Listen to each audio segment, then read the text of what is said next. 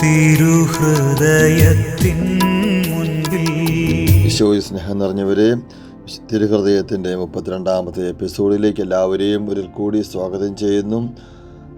ഈശോ വിശുദ്ധ മർഗരിത്ത മറിയയ്ക്ക് പ്രത്യക്ഷപ്പെട്ട് ഇങ്ങനെ പറയുകയുണ്ടായി: തൻ്റെ ദിവ്യഹൃദയ ഭക്തരുടെ ജീവിതകാലത്തിലും പ്രത്യേകം അവരുടെ മരണസമയത്തിലും ഞാൻ അവർക്ക് നിശ്ചയമുള്ള സങ്കേത സ്ഥാനമാകുമെന്നും തൻ്റെ പ്രസാദം കൂടാതെയും ദിവ്യ കൂദാശകൾ കൈക്കൊള്ളാതെയും അവർ മരിക്കയില്ല എന്നും അന്തിമസമയം അവരെയും അവർക്ക് താൻ തുണയായിരിക്കുമെന്നും വാഗ്ദാനം ചെയ്തിരിക്കുന്നു.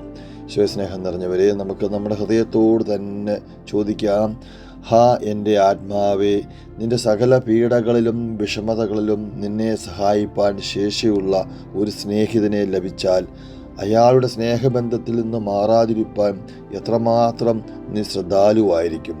നിൻ്റെ സർവ്വവ്യാധികളെയും രോഗങ്ങളെയും കൃത്യമായി തിരിച്ചറിഞ്ഞ് മരണത്തിൽ നിന്ന് രക്ഷിപ്പാൻ പ്രാപ്തിയുള്ള ഒരു വൈദ്യനെ നീ എത്രമാത്രം ബഹുമാനിക്കുകയും എത്രമാത്രം ധ്യാനിക്കുകയും ചെയ്തു. അയാളുടെ പ്രീതി സമ്പാദിക്കുകയും അയാളിൽ ആശ്രയിക്കുകയും ചെയ്യുമായിരുന്നു.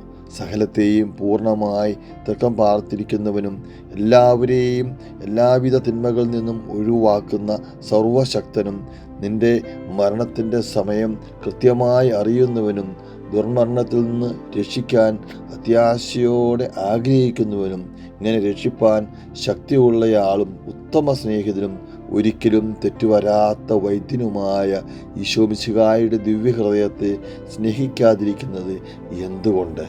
സർവ്വ നന്മകളും അടങ്ങിയിരിക്കുന്ന ഈ ദിവ്യഹൃദയത്തെ സ്നേഹിച്ച് സേവിക്കാതിരിക്കുന്നതിനാൽ നിനക്ക് നഷ്ടപ്പെടുവാനിരിക്കുന്ന ഭാഗ്യത്തെപ്പറ്റി നീ ആലോചിക്കുന്നില്ലല്ലോ. ദുർഭാഗ്യത്തിൽ നിന്നും നിത്യമരണത്തിൽ നിന്നും രക്ഷ പ്രാപിക്കുവാൻ ആഗ്രഹിക്കുന്നുവെങ്കിൽ സമയമുള്ളപ്പോൾ തന്നെ കൃപ നിറഞ്ഞ ഈശോയുടെ ദിവ്യഹൃദയത്തിൽ അഭയം പ്രാപിച്ചു കൊള്ളുക. നമുക്ക് ഒന്ന് പ്രാർത്ഥിക്കാം. മനുഷ്യ രക്ഷമേൽ എത്രയും താല്പര്യമുള്ള ഈശോയെ, കൃപ നിറഞ്ഞ പിതാവേ, ഇതാ ഞാൻ അങ്ങേ തിരുസന്നിധിയിൽ എൻ്റെ പാപങ്ങളിന്മേൽ മനസ്താവപ്പെട്ട് നിൽക്കുന്നു. ആമേൻ.